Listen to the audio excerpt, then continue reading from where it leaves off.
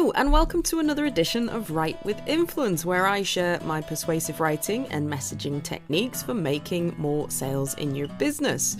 Today we're going to be facing an uncomfortable truth that it's not always easy to admit but can be used to your advantage, and that is to ask yourself, why do potential customers possibly hate your industry?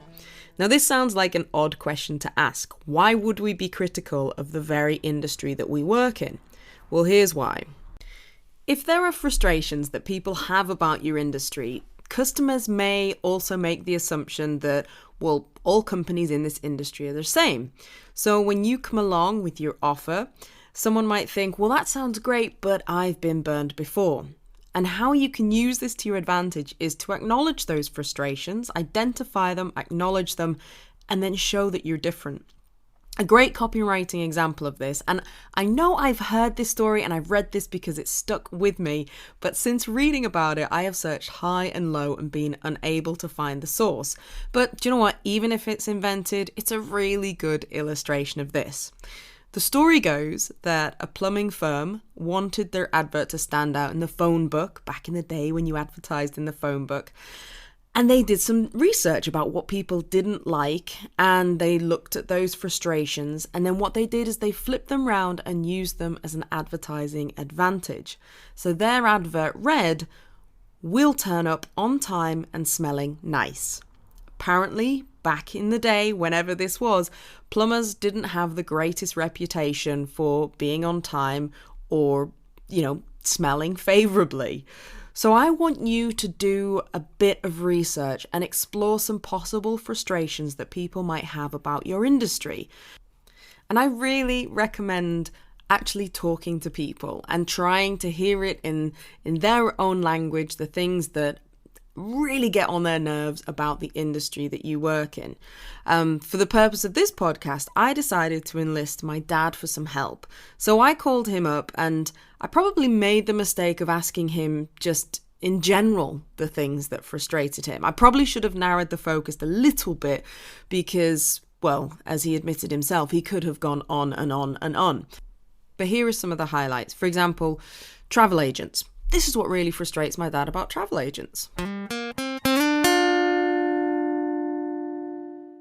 Brochures. I don't know whether you've used a travel agent's brochure recently. Yes, they describe the hotels. Yes, they describe the facilities. You want to know how much you're going to be paying? Can't do it. Go online to find out our prices. Go online to find the prices. Why should I? If I was going to go online to find the prices, I wouldn't be using a bloody travel agent. Travel agents are redundant. And as a matter of fact, Thomas Cook's share price has dived dramatically recently. I wonder why.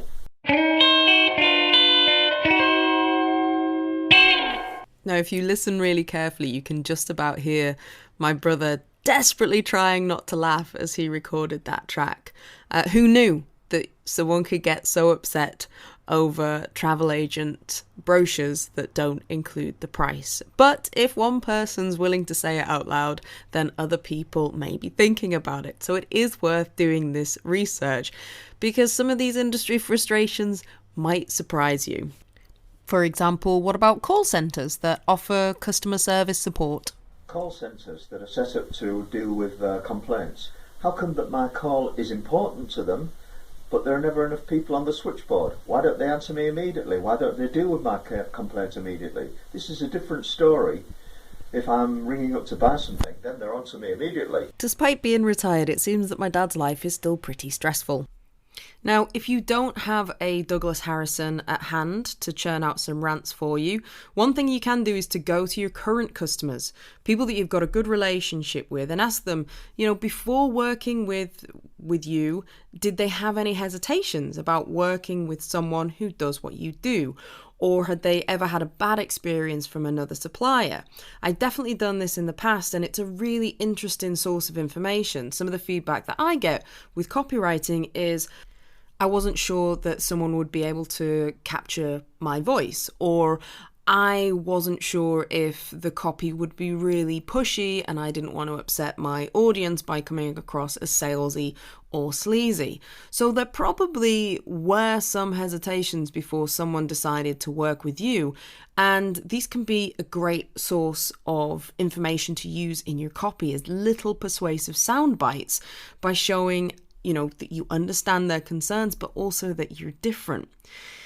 Now, it's important to note that if you're asking particularly about whether they've had a bad experience with another supplier, this information isn't there to bash the competition. You don't suddenly say, oh, we're better than all of those other companies who rip you off and give you terrible service. You can use this information to elevate yourself above the competition, but without knocking them in the process. And here's how I did it with one of my clients a couple of years ago that worked really, really well. So they were a property management firm based in Phoenix, Arizona, and they wanted to do a direct mail campaign for distant landlords.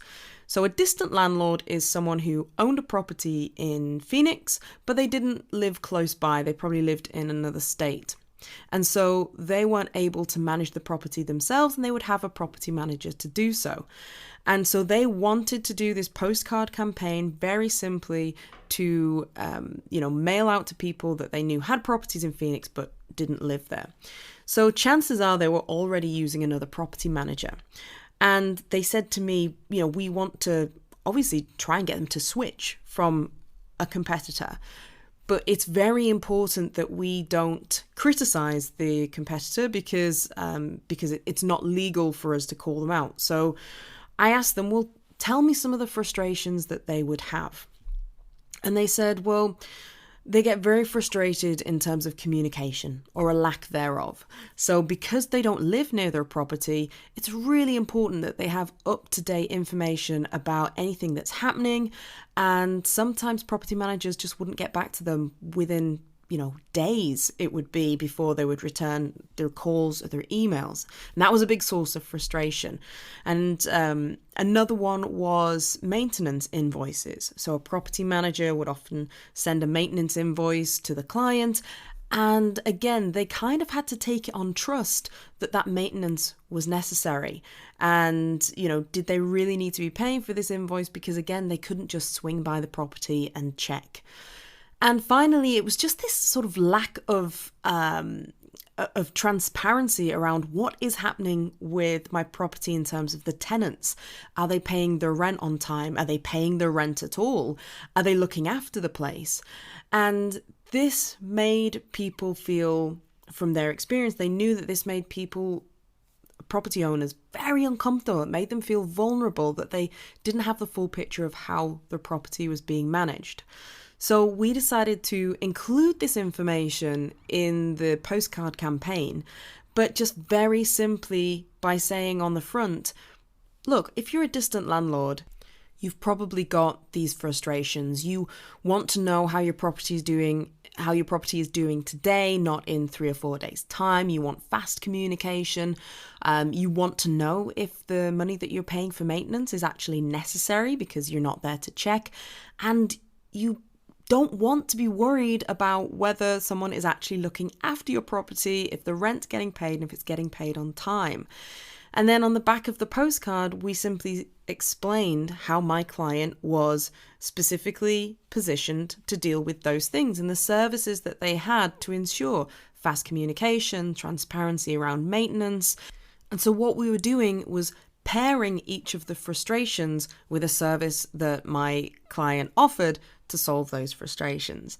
And it worked really well. Within, I think it was 2 or 3 days, they had someone call up, and this was a cold list. This was direct mail. They were not familiar with my client, but someone called up and said, I'm ready to switch. It wasn't a lead. They were ready to go there and then and move their business to my client because they said this is exactly the kind of frustrations that we have. So it worked really, really well. And what it does is it shows empathy, that you're seeing things from your customer's perspective, that you understand the problems that they have and the frustrations that they have. And then that leads really nicely into positioning you as an expert to solve those problems. So the way to use industry hates and industry frustrations is to highlight those frustrations and concerns. You don't even need to mention the competition, but then show how you are positioned and you are qualified to address and solve and eliminate those frustrations. Just remember, though, that in the interest of self-esteem, make sure that you keep the focus to your industry, criticisms of the industry, and remember that this isn't to you personally. My dad, for example, is a harsh critic. There's no doubt about that, but he's, well, as he admits, probably the hardest critic on himself. Do you sometimes struggle with the idea that people actually like you? Yes, most of the time. I do. Well, why would anybody like me? Yeah. I know what I'm down. I'm under no illusions here. No, Yeah. I have the same thing. I'm always really surprised when people spend time with me.